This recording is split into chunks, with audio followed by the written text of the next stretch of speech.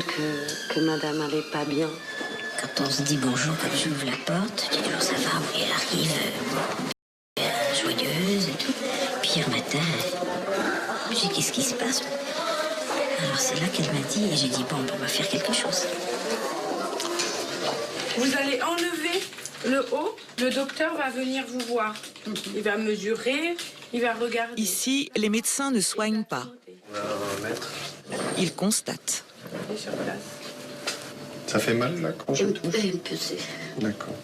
Alors au niveau de la face externe du moignon de l'épaule, un hématome douloureux, 13 cm de hauteur et environ 3 cm de largeur.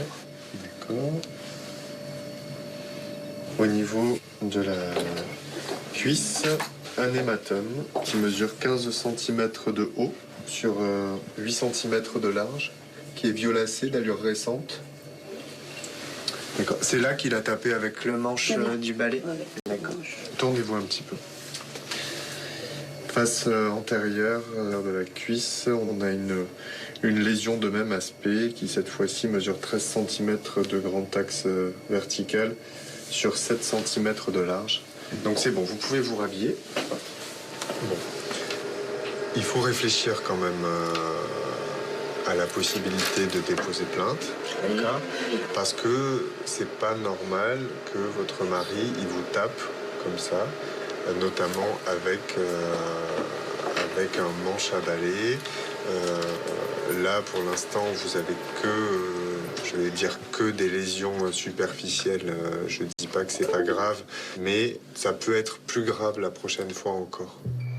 La femme ne veut pas déposer plainte. Son mari n'est pas au courant de sa venue à l'hôpital. Il pourrait mal le prendre. Le COVA a développé un outil unique en France. Ici, les constatations peuvent être conservées pendant 3 ans. Ce dossier reste là. Si demain, ou dans une semaine, ou dans 1 mois, ou dans 6 mois, ou dans 2 ans, vous voulez déposer plainte, il faudra juste dire à la police ou à la gendarmerie que vous êtes venu ici. Et à ce moment-là, ils nous téléphonent et nous, on leur remet le dossier. D'accord? Voilà. Dans ce service, on est aussi attentif aux traces de coups qu'au harcèlement moral, plus difficile à détecter. Depuis 2010, les violences psychologiques entre conjoints sont reconnues par la loi. Encore faut-il qu'elles soient diagnostiquées. C'est le travail des psychologues. Il me reprochait énormément de choses, comme ma façon de m'habiller, que j'étais pas assez sexy, que j'étais pas assez mince, que j'étais pas assez attentionnée avec lui, qu'on n'avait pas assez de rapports sexuels. Et ça revenait quand même assez souvent. Donc moi, je suis rentrée dans une phase de culpabilité, en fait. Je me suis remise en question. Laetitia vient de porter plainte contre son compagnon. Il aurait levé la main sur elle pour la première fois. Mais ce sont 10 années de brimades et d'humiliation qu'elle vient confier aujourd'hui. Tout ce qui lui arrive est de ma faute. C'est-à-dire que s'il consomme de l'alcool, c'est à cause de moi parce qu'il a besoin de se libérer l'esprit. Si il n'arrive pas à arrêter de fumer, c'est parce que je le stresse. Et donc moi, je me suis enfermée sur moi-même, tout en essayant de construire quand même. Donc on a acheté une maison, on a fait un enfant.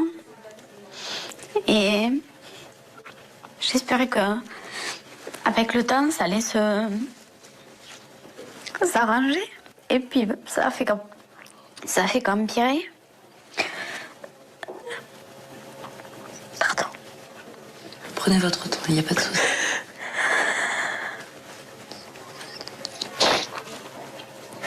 Le problème, c'est que tout ce qu'il m'a fait, c'est...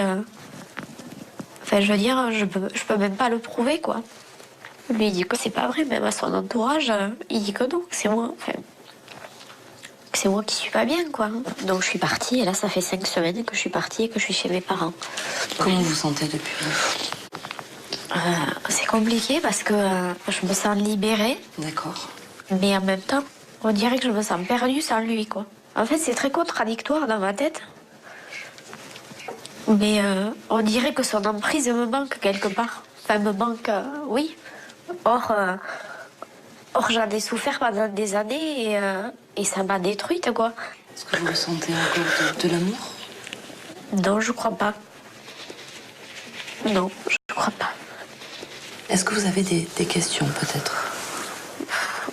Non, j'ai pas de questions. Non, j'ai pas de questions. Le fait de me sentir coupable, est-ce que c'est normal ou pas? Tout à fait. Oui. Ça fait partie, effectivement, des sentiments qu'on peut ressentir. D'accord. La honte, la culpabilité, la peur.